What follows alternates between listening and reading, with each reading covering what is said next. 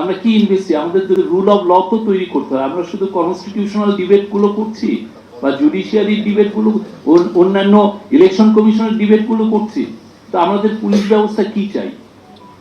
আমাকে যে ফ্রেমিং করা হচ্ছে, বেশিরভাগ ক্ষেত্রেই তো আমাকে টর্চারের মাধ্যমে ফ্রেমিং করা হচ্ছে। এইগুলো তো আছে। আমি পুলিশের ইনভেস্টিগেশনটা কতটুকু আমি বলতে পারি যে আমি বেটার একটা পুলিশ ইনভেস্টিগেশন হচ্ছে। তা আমরা এই জন্য যে 6টা কমিশনের কথা হয়েছে, আমরা আশা করছি ইজি পার্টটা যেটা, সেটা শেষ হবে 31শে ডিসেম্বর।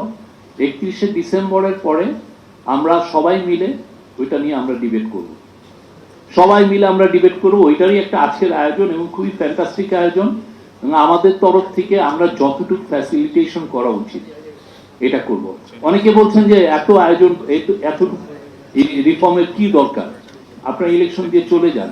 কিন্তু সত্যিকার অর্থে কি, আপনি যদি সারা বাংলাদেশটা ঘোরেন, আমি পুরো বাংলাদেশটা মোটামুটি আমার ঘোরা আছে, দেখবেন যে প্রতিটা ওয়ালে ওয়ালে রাষ্ট্র মেরামতের গল্প আছে, প্রতিটা ওয়ালে ওয়ালে লেখা আছে রাষ্ট্রটাকে মেরামত করতে হবে।